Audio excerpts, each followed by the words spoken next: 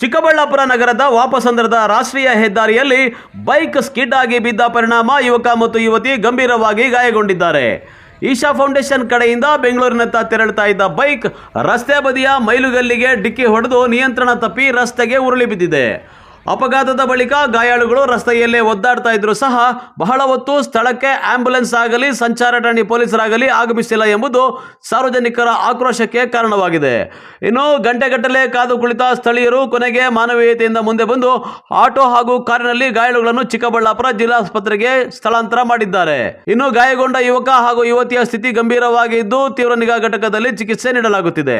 ಇನ್ನು ರಾಷ್ಟ್ರೀಯ ಹೆದ್ದಾರಿಯಲ್ಲಿ ಖಾಲಿಯಾಗಿ ಹೋಗ್ತಾ ಇದ್ದ ಖಾಸಗಿ ಆಸ್ಪತ್ರೆಯ ಆಂಬ್ಯುಲೆನ್ಸ್ ಅನ್ನು ಸಾರ್ವಜನಿಕರು ಅಡ್ಡಗಟ್ಟಿ ಅಪಘಾತವಾದ ಯುವಕ ಯುವತಿಯನ್ನು ಆಸ್ಪತ್ರೆಗೆ ರವಾನಿಸಿ ಅಂದ್ರೂ ಕೂಡ ಖಾಸಗಿ ಆಸ್ಪತ್ರೆ ಆಂಬ್ಯುಲೆನ್ಸ್ ಡ್ರೈವರ್ ಮಾನವೀಯತೆ ತೋರದೆ ಹೊರಟೋಗಿದ್ದಾನೆ.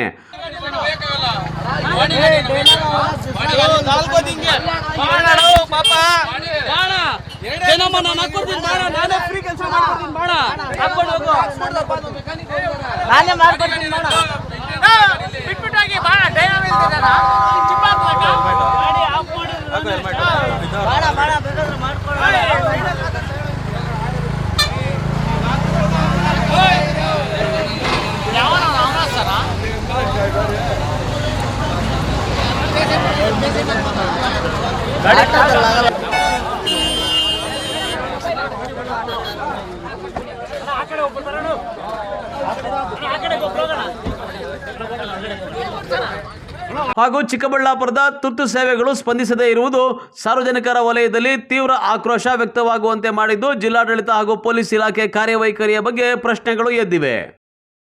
ಕ್ಯಾಮರಾ ಪರ್ಸನ್ ಪ್ರವೀಣ್ ಜೊತೆ ಕಳವಾರ ಅರುಣ್, MMTV ನ್ಯೂಸ್, ಚಿಕ್ಕಬಳ್ಳಾಪುರ.